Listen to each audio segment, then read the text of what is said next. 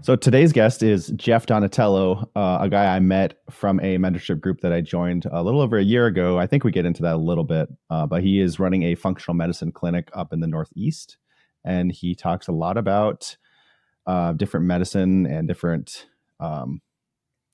functional medicine rejuvenation tactics. I think lately there's been like a big push towards like this type of medicine and like more prophylactic treatments and just kind of like this longevity push and all these things. So it's interesting to hear from him what exactly they're doing and how they're doing it.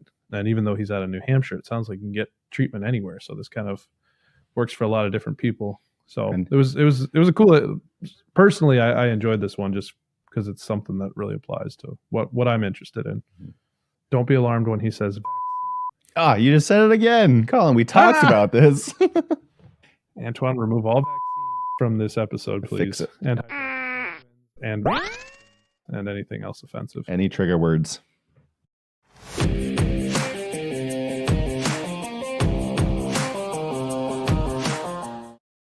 Hello and welcome to the Investing RN podcast. Today we're joined by Dr. Jeff Donatello. Just looking through your bio, it looks like you've done, I saw that you've climbed Mount Kilimanjaro, but the three things that stood out to me the most were the shark cave diving in South Africa, because I surf, and then successfully raising 4 kids, and the 110 triathlons, because my first question for the 110 triathlons would just be why? Why? Right? Yeah, that's a good question. So welcome to the show today. Thank you. Good to be here. I appreciate it, Colin. That's a lot. You just opened up like huge chapters in my life. So you're the host. I know. So hey, wherever we want to go. Well, there's a lot there. Yeah. Well, we'll start off just kind of talking about your journey in healthcare, where you're at now, and like how you got there, where you started, all that. Yeah, you guys are big into targeting the registered nurses, RNs, right? People in the medical world that are into helping people. And that's how I've always been since at a young age. I grew up with loving parents, right? My father was my gym teacher. My mother taught first grade. And I always like to help people. So I was a chiropractor for 20 years. And I retired the license about 8 years ago and met this lovely lady, Kelly, who is now my wife. And we opened what's called Center for Wellbeing. And we have 3 offices now in the Northeast. We're about an hour north of Boston. And we have a couple in New Hampshire. And essentially what we do is we work with people that struggle with getting healthier or getting less sick, right? In a disease state where the insurance companies and operations and drugs, they're not doing that because it just doesn't work for them. So most people know that model is broken. That's why in the United States, we have one of the sickest nations in the world. We are ranked 69th in some things. We're as sick as like third world countries. And it's because if you have a problem, you have a pill. So what I've always done is try to dig deep into the world of healthcare and find out what's available, because the general public has no clue that there's answers for a lot of things that the doctors don't know about it, because they're basically at their education, their continuing education hours are taught by drug companies, right? So they graduate school and they want to help you, an MD or even an RN. You guys all want to help people, but your hands are tied by that insurance industry. So we've developed a cash-based model. We start up about 100 people a month. We do a lot of advertising, a lot of marketing, a lot of sales. And then we have a team of RNs. We have a team of nurse practitioners. We have a medical doctor. We have 10 health coaches. And really, I can get into it a little bit more if you like, but we made a major shift post-COVID because we did a lot of stem cell therapy. During COVID, everybody sat home and they got fat and they got heavy. So we kind of switched gears and we developed a metabolic reset weight loss program that has been wildly successful. And that's really why I'm in GoBundance, because of that program, really. What we find is, a lot of you, if you're an RN listening to this, you kind of get stuck in that, you want to help people, but you're in this bureaucratic system of referrals, right? Or you're working for someone, you have a W-2 job. But if you're entrepreneurial, where do you start? How do you open your own business? And we can go down this road, but I know in New Hampshire, a lot of RNs have become nurse practitioners. I've had a bunch of them work with me and for me, and they just can't find enough people if they market properly. So it's they have more than enough people if they market properly. So I think that's, I don't know even where we started with this question, but that's where I've come from. So you're doing a lot of things right now. We're going to want to pick apart and kind of dive into each of those aspects. I think the original question was just kind of your bio, how you got started. So you're a chiropractor. Did you practice actually? Did you do that for a certain amount of time and realize that you wanted to start diving into business, or what kind of led into actually opening your own business? Well, I knew that it was not scalable, right? It was me. And if I wasn't there, then nothing was coming in. If I went on vacation, that was a loss of income the whole time. So I always knew, that there was something out there for me. I also have a visionary mindset. I'm very entrepreneurial. So I was stuck in a box, but it was good, because I worked 15, 20 hours a week, helped a lot of people. The chiropractor's hours are not like heavy, and I was able to train for triathlon. So my entrepreneurial side was to own and develop triathlons. So I owned 4 triathlons in my life. One of them was called Pumpkin Man with my former wife, and we had 1,000 people do this half Ironman. It was very successful. It got the race of the year for USA Triathlon. It was really, really successful. That was my whole life. So that was kind of my world. And then I got divorced, and then everything changed. I dropped chiropractic and fell into the world of regenerative medicine. And stem cells were just taken off about 7-8 years ago. And we were able to help a lot of people with that in a scalable way. And so that was the progression. Went from chiropractic to regenerative medicine. COVID hit, and then we had weight loss. So it's always trying to scale, have people, great team members that work for me so I can be the owner, visionary, and do what I want to do when I want to do it. Yeah. Sounds like you're constantly pivoting. Like something's working good, but then it stops working. You got to pivot. And that's kind of the story of business in general. Like you got to pivot and you got to dive into what's working the most. I want to go back and touch on that triathlon. So my dad's done a full Ironman triathlon. It's not something I think I ever want to do because I saw what he had to do to get there. But I didn't realize that was something that was like a business, I guess. I mean, it makes sense now, but like kind of talk about that. How is owning a triathlon? How is that a successful business? Well, it's not a successful business. It can be a failure business. There's a lot of triathlons come and go. We get into it here. It was our passion. And so when it was just starting to be really, really busy in the early 2000s, everyone wanted to do an Ironman and everyone wanted to do a half Ironman. So we just followed what we loved to do. And we opened up one in our town, and, we just marketed the heck out of it. It was really well done. And my former wife was the race director, and I was kind of the marketing guy. And it just grew very, very quickly. So I think that from a business standpoint, now it's like anything. Some people made a lot of money. The people behind Ironman, that brand Ironman, they did very, very well. It's not something that being a race director is probably the most. It's not really. People don't really respect race directors. It's an unrespected position. There's a lot of work that goes into it. There's a lot of potential for disaster. I also own Sea to Summit. If you're from New England, you may have heard of that. And that's it was a 12-mile kayak up this river, a 90-mile bike ride to the most dangerous mountain in the world. They called Mount Washington, the highest wind ever. And they'd run up the mountain. So it was an Ironman level event. And so I owned that. And it was, get this battery here. I owned that. And luckily no one died on my watch, but almost, almost. So yeah, the triathlon business is, it was fun, and you meet a lot of really cool people. Think about it. People that are doing Ironmans are intense. And do you guys know the average person? What's the average age that a person does an Ironman? Do you know what that age is? No idea. I assume it's somebody later that has more time to train. Exactly. Yeah, they do. And it's over 40 for the most part. A 40 to 45-year-old male who now has to prove that he's still in shape in his 40s. The other ones that go out and bust their ass. Can I say that word on this? Yeah, bust their butt. That's fine. For 12 hours a week, 14 hours a week, 15 hours a week. I have 60% hearing loss because of all the hours I spent on a bike like an idiot with these headphones on, listening to podcasts and books on tape and music just cranked on 3, 4, 5 hour bike rides for years and years.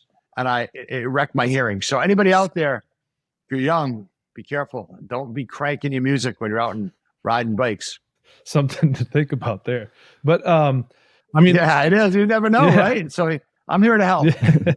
So you obviously, kind of unique in all your pursuits and being the visionary and willing to pivot and all that stuff. But, in a lot of cases, some people don't want to explore so many different options. Some people like the security of a job. So you mentioned earlier that you work with nurse practitioners. Can you kind of tell us a little bit about that? What they do in your practice, and how a nurse can kind of transfer to that, and what that looks like financially? Yeah. So my background is, I say chiropractic. I don't usually tell people. I have 26 letters after my name. Okay. All I did for like 15 years was take all these courses, and I'm board certified as a clinical nutritionist. I'm board certified in functional medicine and a bunch of other things. But the functional medicine side of it is actually getting to the root cause of the problem. And a big part of what we do here at the Center for Wellbeing, and we do this from all over the country. If someone listens to this, they want to be part of it, just give us a call. Most of our business is virtual, but what we do is we do a full metabolic workup, and we put we do 5 pages of blood work, we do food sensitivities, we do full genetic testing, and everything is put into these functional ranges. If you look at the average medical doctor, they're trained to look for disease once something has already happened, and once the system is like breaking down, now they give you a drug. So the work that we do, you can't get your insurance company to pay for it.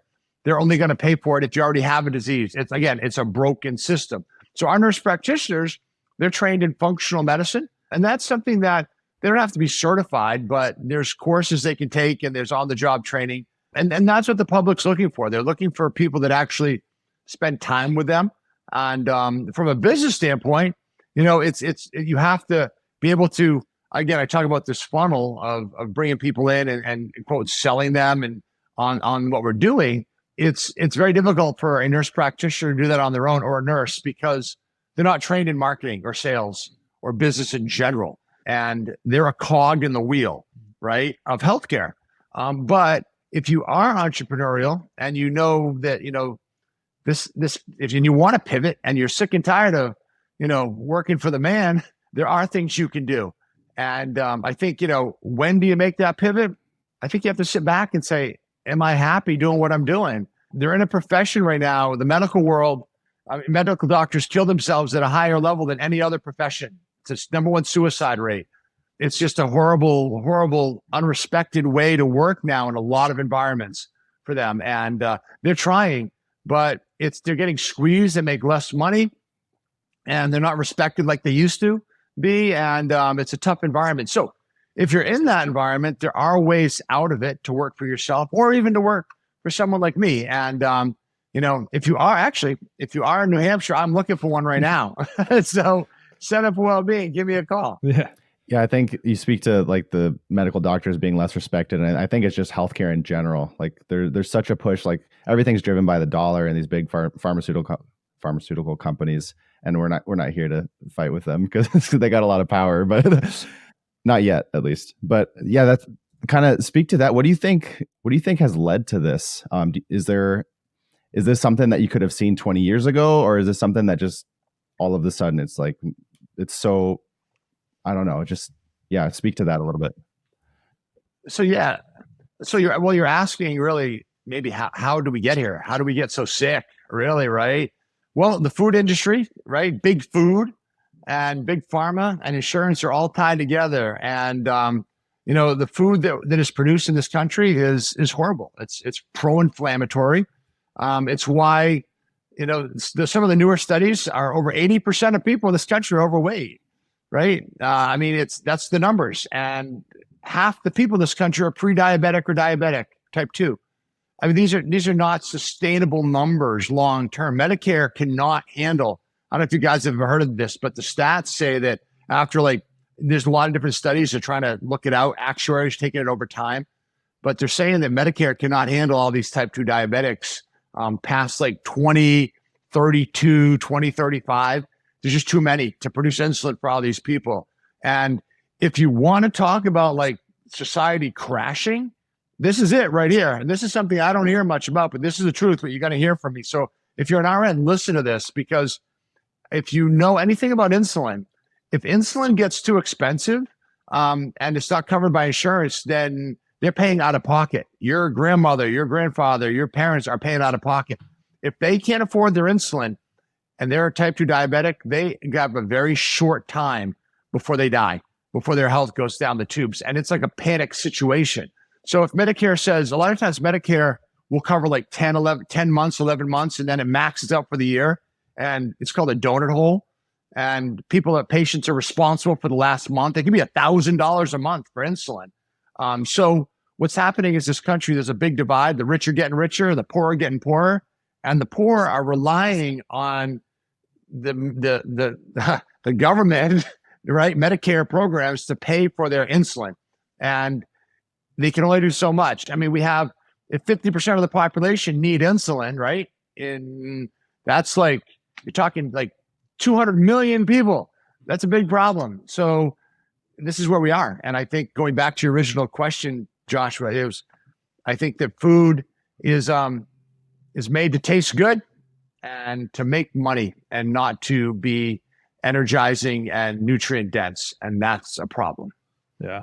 Well, and I think just the whole obesity topic in general is so tough because it's like, there's like the body positive movement and all this stuff. And I'm all for that. Like, I'm not trying to like fat shame or any of that stuff. But at the end of the day, it's what you're mentioning. Like, this is a real problem. Like obesity is a real problem. And it's like more of a problem than I even realized like 10 minutes ago. It's like, just this insulin thing you're mentioning. And you're talking about 2035. Like that's 12 years from now. It's not like 50 years down the road. So it's like, how do you like kind of go about addressing this problem just to the individual? Yeah. Let's go back for a second. Yeah. Because Colin, I don't want to interrupt you, but you are the politically correct one here. I think I'm not. You're talking about body shaming. Well, no, I heard you. So you're talking about you're all for body shaming. What'd you say at the beginning? No. Go back for a little bit. Because I'm not.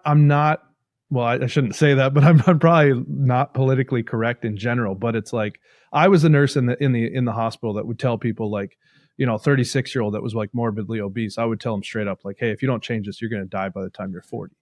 But yeah, you can't like perfect. Right. But it's like, and I think that's the way that you should be able to talk to people. But obviously like you can't talk to everybody like that. And nowadays, like if you talk to people like that, you get canceled. So it's like, I guess like my question is like, how are you guys as as your wellness center, how are you guys going about like marketing this, I guess, just without getting canceled? Yeah. We don't want to shame anybody. Right. And what is beautiful, here's what it comes down to. And I think about this a lot. This is my whole world, right? People that are overweight, obese, fat, whatever it is, which is most of the country, there's beauty in that. Some people might be attracted to that, and that's quite all right. I'm not going to tell anybody what they think is beautiful. That's awesome. And they are beautiful. They're a human being, but it's not healthy. Right. And let's make sure we don't mix that up. Right. I mean, adipose tissue around the middle is pro-inflammatory. There's cytokines. There's a cytokine called interleukin-6 that is exuded by your belly fat that creates an inflammatory storm in your body. It's what killed a lot of people during COVID, because COVID caused interleukin-6 just to blow up with people that became inflamed and they couldn't handle the disease. So all these people with comorbidities, almost all of them have obesity mixed in. So belly fat is a precursor to cancer and heart disease, and period, the end. So it's not a healthy thing. Does everybody have to walk around shredded? No. But there's a difference between being overweight and obese, right? And if you're now in that obese level, you're not going. You don't see 400-pound people walking around in their 70s, right? You don't see really a lot of 300-pound people walking around in their 70s. So you can say it's beautiful and not want to shame anybody. That I understand that, right? But don't say that it's healthy. And the media, they cross that line a lot, and it's horrible. It's our job as healthcare providers to make sure that we tell the truth, and we're here to decrease inflammation, get people to lose weight, and we hear stories all day long because we put food first. My nurse practitioner just told me the other day, like yesterday, that this lady, she got off her asthma medication in 4 weeks. The doctor's like, she'd been on it for 15 years. She got off it in 4 weeks. The doctor's like, I don't know what you're doing, but keep doing it, right? So we have patients all the time. Oh, ready?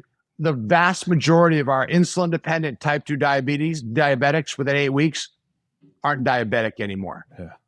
How's that? Yeah. The majority of them, almost all of them. Yeah. So this is all reversible. It's all mindset. But it's so against the mainstream right now that I'm sure it's like, yeah, the pharmaceutical industry does not want people like you out there promoting like, healthy habits and like this kind of stuff, because that's where they make their money. And it's just it's like you mentioned, it's what's kind of broken with the whole system here. So it is broken. You know those little ants that you don't even, you might step on? I'm like an ant to those guys, right?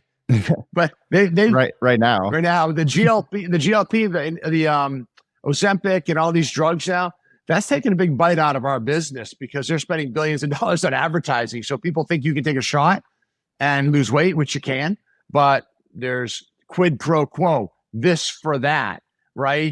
There's no way you got to keep riding that train the rest of your life. So you know what our marketing is? Yeah, go do that if you want to, but we're here to teach you afterwards how to keep it off, or when it comes back on, the proper ways to eat food, keep insulin stable and diminish inflammation so that you keep these pounds off you for the rest of your life. Yeah. And so you mentioned earlier how medical doctors, they're the highest suicide risk out of any group in the US. I think that kind of goes back to what we're saying here. Like there's so much drama and so much politicizing healthcare right now that they feel like they can't help people the way that they thought they would be able to when they went into medicine. So what are you seeing in your realm? Like how are you telling people the truth without blowing up and becoming so offensive and, like Colin said, getting canceled? And how are you addressing those conversations? I think we do a lot of, our marketing is all done through getting radio DJs and celebrities to lose weight. That's number one. And so the celebrities and the radio DJs talk about how awesome we are. So that most of all of our DJs have lost 20 to 60 pounds. So that's really how our funnel works. And then when they come in, we just educate. I mean, there's no shaming. It's just educating, on how the process works. But here's a little dirty secret. If you're an RN and you went through COVID, or an MD that went through COVID, you knew that there was like things that fixed COVID, right? Like hydroxychloroquine and ivermectin and vitamin D and exercise. You knew this. But if you were a W-2 doctor working in a hospital, you couldn't say it out loud. And early on, they put people on ventilators and killed just about everybody, right? You don't do that. That's really what happened. And then it just went down the tubes. But there are answers for COVID, and it's not in the form of but they have to buy, if they're going to get paid by, if their hospital is funded by drug companies, then they have to follow that script. And again, don't get me wrong here. In the United States, I want to make sure we're on the same page. If you have an acute episode, a heart attack, a stroke, you break a leg, a hip, there's no place better for acute care, right? In the United States. It's awesome. We can really help those people. But every single person, the dirty secret, when it comes to chronicity, we're dismal failures. We are. And the insurance company doesn't support it, and long-term medications don't support it. And that's what we do. So that's my job. So all you RNs who are sitting out there and you're working for somebody else, and deep down inside that there's more that you can do, those are the ones where it's a struggle. And so one of my first recommendations is to get go to like the Institute of Integrative Nutrition, like IIN, get like a health coach certification and learn really what's happening. How can you help people holistically? And you can do that on the side while you're working, in your hospital setting or office setting. Do you have any nurses that work remotely with you? Yeah. All right. So if you're a nurse listening to this, reach out to Jeff right now. If you're a nurse that knows functional medicine, I am your person. I need one of those right now. So let me know. Center for Wellbeing, centerforwell.com. That's how you look me up. Well, you said the word hydroxychloroquine, so the podcast is probably officially canceled. Yeah, so this is our final episode. Done. I said ivermectin too. What else? Oh no, the horse, Joe Rogan, Joe Rogan, and Elon Musk, Twitter. So yeah, one of the V word. I said the V word. You want to take that out for sure. That's what you want to take out. I'm not kidding, actually. So we I'm into working out. I wouldn't call myself like, your level doing triathlons and stuff, but I'm definitely into working out. And I noticed you mentioned something about the unregulated supplement industry and how it can kill you and why you should avoid ordering online. And I literally just got a supplement in the mail yesterday. So what's that all about? You know what that's all about? I'll tell you what it's all about. Goes back. Okay. When you're in office, a lot of times, like a chiropractor, acupuncture, medical, you get these supplements, right, that aren't regulated by the FDA. And you try to find pharmaceutical grade supplements, which was what we use, that they're not supposed to sell online. Okay. So they're only supposed to sell it to a doctor. So that's number one. Try to get one that comes from a doctor's office. But here's the issue. This is, again, dirty secret. When the expiration date goes by, and we all have done it, every doctor's done it. They have some guy in their office that orders way too much. I just fired a guy 6 months ago. He was ordering vitamin D from 4 different companies. We had boxes and boxes of vitamin D in our cellar. So when the expiration date says bye-bye, we're supposed to throw it in the trash. There are unscrupulous people that will buy past date supplements, and they will change the label. They'll print the label, change it, and then flip it on and sell it on Amazon. So my product we have a product called Clearvite through Apex, which is an amazing multi-mineral. We've been carrying it for years. One of the Go Bros I talked to, that if you're not one of the Go Abundance people that I am part of the mastermind with, he said, wow, that stuff's expensive. I said, you probably looked on Amazon. It was like $200. So what they do is, in short, they take these supplements and they will cut the supplements just like drug dealers do with whatever, flour, powders, whatever. And then they seal the top and sell it to fine people like you, Colin, because you bought it online. So you want to make sure you know exactly where you're buying supplements from, and just be careful, especially the gym bro. I think it's called gym bro guys. So there's a lot of creatine and different types of supplements that are there to give you energy. Most of those are loaded with caffeine or stimulants, right? But yeah, I'd be very careful with those products. That's a hugely unregulated industry. Yeah. Well, so mine was just protein, so hopefully I'm okay. But but I was gonna say too, like on that creatine topic, I kind of came up hearing creatine was bad. Don't take creatine. You shut your kidneys down. But now more recently, I'm hearing, creatine's good, and taking a certain amount of it regularly can be actually helpful for brain health and everything. What's your take on creatine? Listen, all these supplements help, but this is the problem. What it comes down to is get your macros down, get your proteins down, getting good sources of protein. If you weigh 200 pounds, try to do 150 to 175 grams of protein a day. Work on that throughout the day. Get your water intake high. And I'm not a big fan of like 100 ounces or whatever. I take a big thing of water first thing in the morning.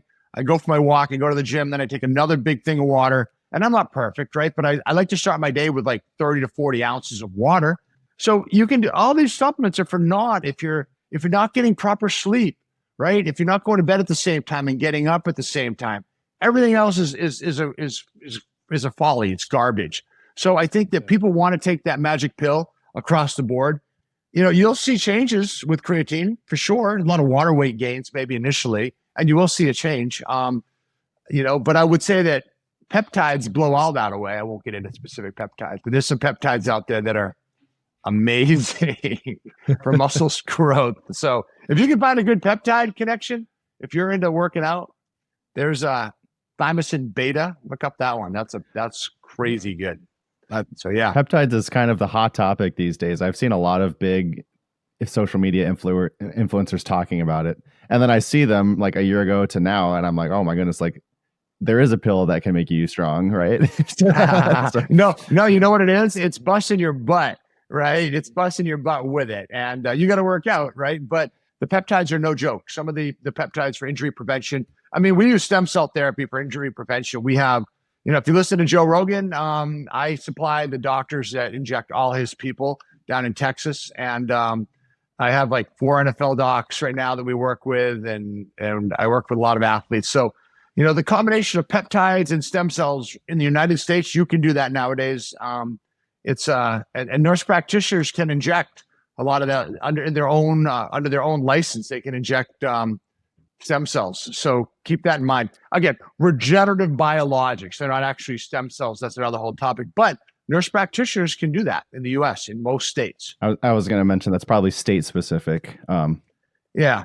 There's about 40 states that they can do it in. Oh, that's a decent amount. Yeah. So check out whatever state regulations that you have. So you mentioned the stem cells here. So stem cells, that's something that, like, as a kid I heard, and I'm like, oh, that sounds like futuristic medicine. That sounds crazy. But now it seems like it's a lot more popular. It's talked about a lot more. So what exactly is that, and how can that help you? So it's a broad topic, right? If you go online and you try to type and look it up, the Google has actually limited what you can get for information on stem cell. That's really bad. The stuff that we use now is called purified amniotic fluid. Healthy baby, healthy mom. It's a birth byproduct. It's what protects that baby in utero. And the science, we got a lot of nurses here, so we'll get into the science real briefly. In 1 cc of this purified amniotic fluid, there's 250 billion of these microvesicles. And a microvesicle, simply put, is a little bubble with messenger RNA and microRNA. It's what protects the baby from the mom's diseases. So it can regenerate tissue by regulating that immune system, creating proteins. So if we inject 250 billion of these little bubbles into a knee that is osteoarthritic, that's inflamed, it's going to heal. About 90% of the patients get exceptional results. So chronic injury, if you've had an injury for 6 months or so and it's not getting better, we can turn it around pretty quick. And so this is something that you inject into a site of injury, or is this like a pill that you take, or what does that look like? No, it's an actual injection. Okay. It's injected into the actual damaged tissue the same way you would inject cortisone, but with a smaller needle. And we actually have a medical doctor that owns a pain clinic, and for years he's been injecting cortisone and doing radio frequency burns and killing nerves. Now he actually goes in and uses this product with our patients under C-arm or ultrasound. And I think he's one of the first people in the country to do this. And he then puts this regenerative product in his medical practice into our patients, and it cleans everybody up. So we can use it on discs now, which we couldn't before because we have him with the C-arm. So my dad's had a lot of knee issues ever since he did that Ironman, actually. So that's another reason I'm not going to do that. But he's had a lot of knee problems, and he recently got injected by rooster comb, I think he called it. Yeah. So how is that? I mean, apparently that's supposed to be like really new technology as well. How is that different from the stem cells? So the rooster comb is hyaluronic acid. It's a gel injection. It's the equivalent. Tell your dad this; he'll love it. It's like he got a stem cell a flip phone handed to him when there are iPhone 15s out. That's not new. That's old. In fact, that's so old. Medicare stopped covering it, so it's hard to find. Medicare. He complained about the cost of it, so I should. Oh my goodness, he's going to listen to this and hate himself. So it's usually around 3 injections, and it works. We've done 1,000 of them. We did it, and then the best day of my life. Well, my kids getting born and marrying my wife was the best day, but my 4th best day was when I got rid of insurance companies and we stopped doing that, and we put everybody to the stem cell based therapies. Okay, so I'm gonna have to definitely tell him this as soon as we get off the call. No, I was gonna say that phone reference is so funny because that is also very accurate too. So I'm gonna have to tell him he's got to get rid of his flip phone now too. I'm just kidding. Oh yeah, right. Seriously, that's funny. Yeah. So I want to talk about your business a little bit more as well. So here we have some notes that you took after or during the pandemic and after the pandemic, you took it to an 8-figure valuation from a startup basically. So can you talk about that journey and how you were able to do that, and what type of effort and what type of strategies it took to get to where you are now? Yeah, there's 3 letters that helped us the most. Ready? 3 letters. The first one starts with an E. Second one it's an acronym. See how good you are. E-O. What's the last letter? S. Entrepreneurial operating systems. If you're a business person, write those letters down, because that's what it didn't really take. We've done about 10. I don't know if I'll say it. We've done about 10 million in 2 years. And the valuation is over that, obviously, but the reality is getting everybody the right person in the right seat and understanding how to run a business properly. That's what entrepreneurial operating systems does. So we really have distilled down who the superstars are in our office now, and making sure that everybody gets it, wants it, and has the capacity to do the job.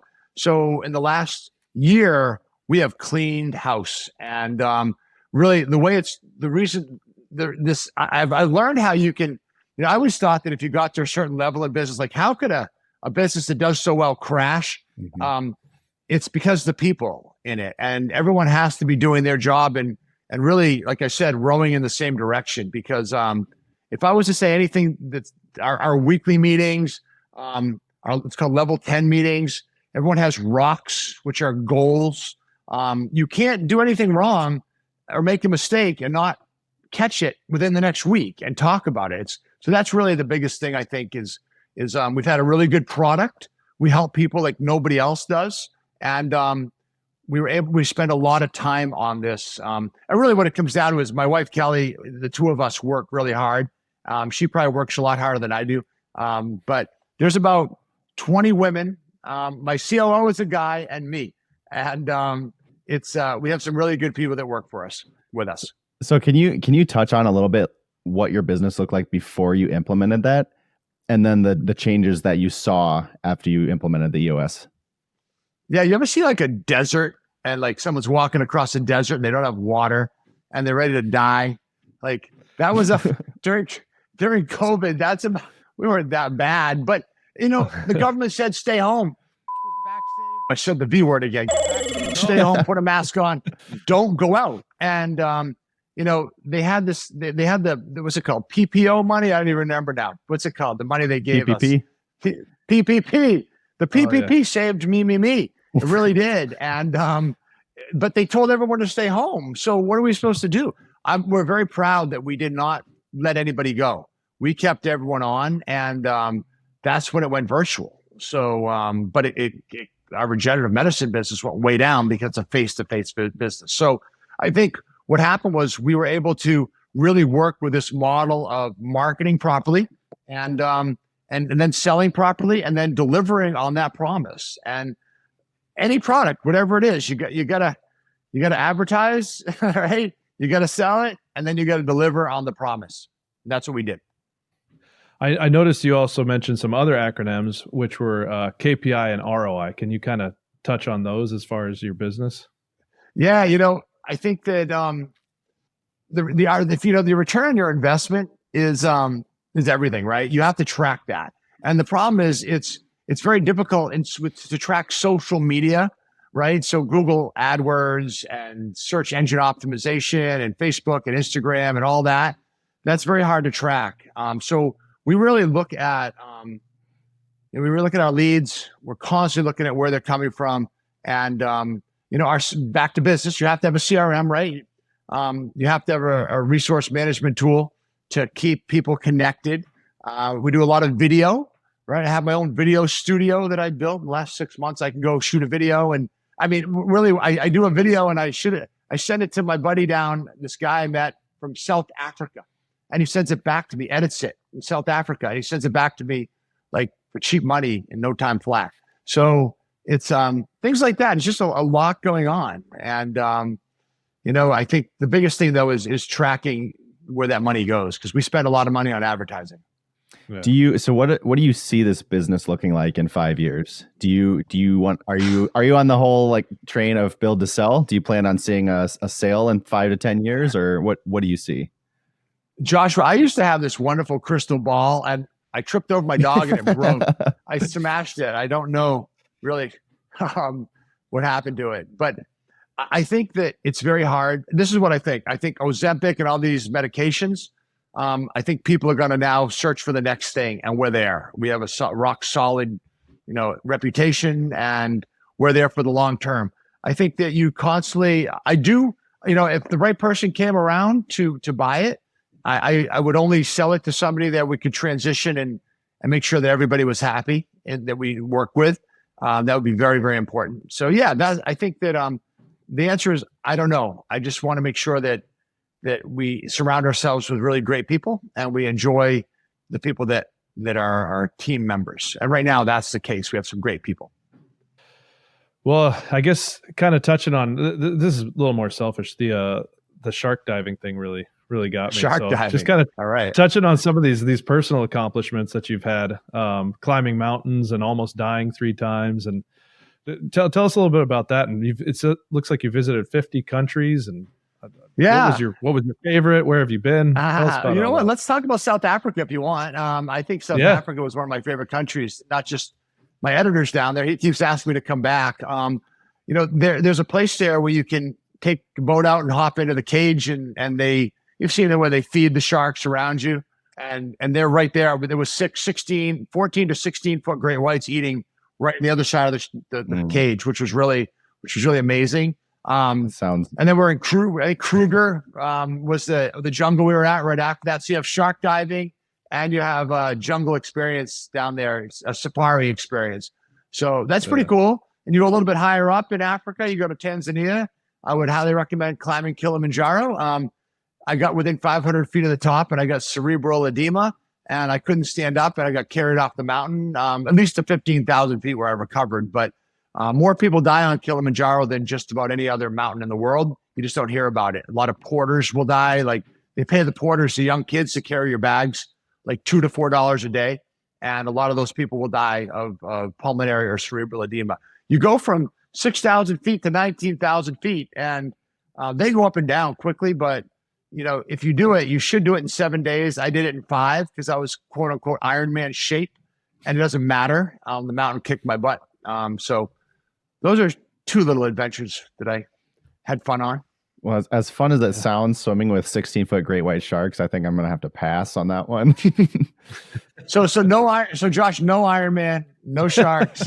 What else? No fun. No snakes. If there's snakes, probably not going to do it. Big snakes. Oh, no Kruger. No. Yeah. Kruger. Somebody just sent me on Instagram this golf course that's in Kruger National Park. And it's like you're playing and there's like lions on like the tee box and stuff like that. I was like, that looks incredible. Did you see the cobra? How about there was a cobra? I sent my guy that there was a cobra chasing a golfer down on this course. No. Didn't see that one. It's crazy. That's where I draw the line. Snakes. I'm with Josh on the snake thing. Yeah. I got you. Climbing Mount Kilimanjaro, that could be potential. Like I was actually in Tanzania in high school. I went down there on a mission trip. Pulled a bunch of teeth. That was kind of a cool experience as a high schooler. There you go. Awesome. Yeah. So talk about this whole 50 countries thing. What was your favorite country? My favorite area, I mean, it was Patagonia, southern Patagonia. I've been down there a couple times. Patagonia is, Torres del Paine National Park. Most people have seen it in pictures. It's otherworldly. That's an amazing, amazing place to go to. I think that Galapagos Islands is an amazing place to go to. I mean, it's not that far from the U.S. That's a pretty awesome place. I mean, I could go on and on. I love South America. Brazil has some awesome beaches and just really neat natural areas. I don't know. I love talking about travel. I was just in Chamonix, France, skiing. The mountains there they blow away everything in the U.S. So I don't know. I just love experiencing different cultures. And a lot of times what I'll do is I'll find an image or a picture online. I'll say, I want to go there. That's where I go. So I think we're going to do Faroe Islands and Norway coming up with a couple GoPros. So that's kind of a neat thing. We just did Iceland. Have you been to Iceland? I have not, but I have family there. So I know I got a place to stay whenever I'm ready. Well, be careful. We were there. All they were talking about was we were there a month ago, and all they were talking about was the volcanoes getting ready to blow. Oh. And it's going to be bad. There's some big volcanoes that are man, if the wrong one blows, it's going to be a mess. So. Well, so through all this, you got 4 kids, and you're currently married, from what I understand. So how do you balance building all these businesses and traveling to all these different countries and raising 4 children? Well, when they were younger, we had a nanny, and we took the kids with us.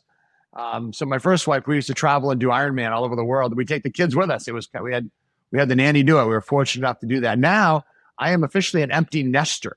So I have 2 girls of my own, 24, 26. One of them actually works for me. She's my head salesperson. But and then I have 2 kids in college that are stepkids.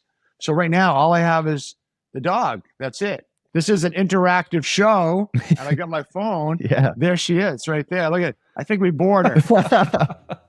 She needs some rooster comb. It looks like. Yeah. I think so. I'm gonna plug this phone in, guys, just in case. Yeah, no problem. Yeah. So she sleeps. I think we bored her too much. Yeah. So we'll move on to our final segment. We call it the final 4. It's 4 questions that we ask every guest that comes on. The first one would be, what is a top financial resource? So we speak to nurses mostly, but what's just a financial resource that you found that's been very valuable to you? A financial resource. Well, I can say a financial hint. I think that whatever you do, if you have money sitting in the bank, put it in a money market, right? Don't let it sit and collect 1% interest. The banks are going to use that money to make 15% on your money. Get a money market that's like 4 to 5. Well, you might have to have over $100,000, but look at other ways to put your money in the bank. Ask about money markets, and don't just let your money sit there doing nothing. There's conservative. You should, without a doubt, do 4 to 5% return on the money. Don't just let it sit around. Yeah, I have some family that has over 100 grand just sitting in the bank, and it hurts me to know that it's there. But for some reason, that's their safety nest. Like they just feel comfortable with it being there. What they're not realizing is they're actually losing money with inflation. That it's costing them money to keep that there. I'm with you, but for some reason, it's old habits die hard. So we usually ask what would you tell yourself as a new grad nurse, but in your case, like I guess what would you tell your younger self just starting out? Oh, that's easy. Spend money on marketing. I thought I could read books and steal everything from seminars and free stuff online. You got to spend the money and find a mentor that's done it. The best advice I ever got, I flew out to Ty Lopez's house. I don't know if you know Ty Lopez, the marketer. And he said, find the person that's doing what you want to be doing in 2 to 3 years and travel, go, create value, try to like hang out with them, right? Offer value, volunteer, but learn what they're doing. Learn from the people that have been there before you. That'll exponentially speed up the growth. Yeah, that's great. So our third question is, what is your big goal for the next 12 months? I hate goals. I just filled out my one sheet on I have things I want to do. I have a Rolodex in my head. There's always stuff happening in my brain. I know what I want to do, but I don't have specific. I don't like write them down. But let's see. You know what? My dad's 80th birthday is coming up, and I'm taking everybody to Florida, and I'm paying for the whole thing. So that's my big one. I want to see my dad turn 80. How's that? The last one would be if you were to tell people to do one thing right now, and this is more financial advice, like kind of like what you were saying about just like the money markets and that stuff. Just what's one thing people can do right now to kind of change their financial trajectory? Well, I would say this. You guys got to realize something. I have never taken a business course, and I would say I've gotten all my knowledge from reading and podcasts and talking to the right people. So I think the biggest thing I would say is number one, develop your listening and your people skills, because that's going to, I know that will translate over to everything. I know you talked about money specifically, but I think how to win friends and influence people. If you're sitting here listening to that and listening to this podcast and you've never read that book, have you guys read it? Yeah.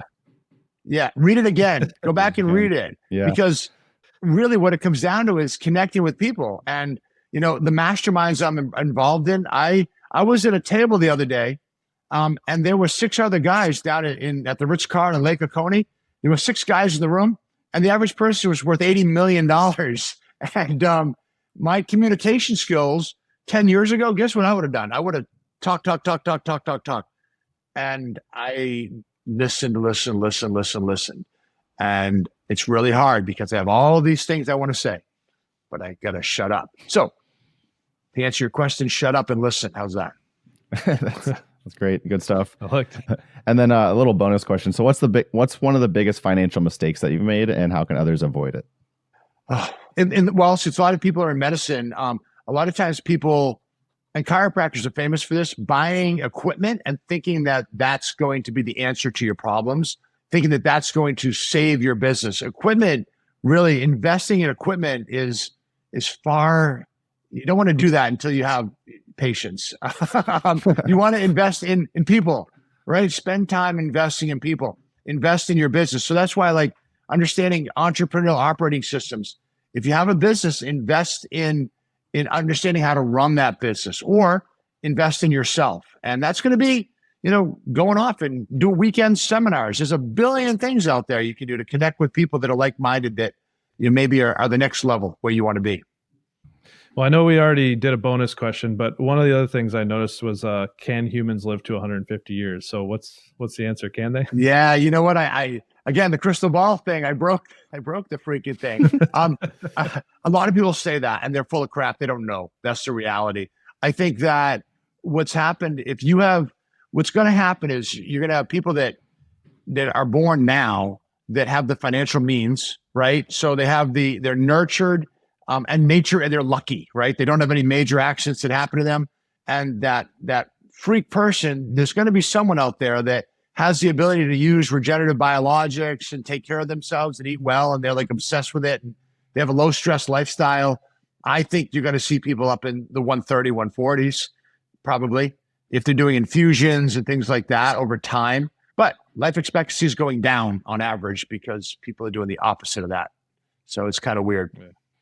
Yeah. So as we close out, where can people find you if they're looking? I know you kind of plugged your website earlier, but where can people find you if they want to know more about you or if they want to come work for you? Yeah. Well, we're in Northampton, New Hampshire, Bedford, New Hampshire, right outside of Boston, about an hour from Logan. If they want, if you're still listening to this podcast, you haven't shut it off, go to centerforwell.com, centerforwell.com, or look up Jeff Donatello. I'm all over the internet. There's no mug shots of me on the internet. I've been a pretty clean boy for almost 55 years. So things are good. That's great. Yeah. Well, thanks again for coming on. We appreciate this. Yeah, it's been great. Thank you. All right, guys. All right. Great job. Yeah, Appreciate it. Thank you. All right. Take care. All right.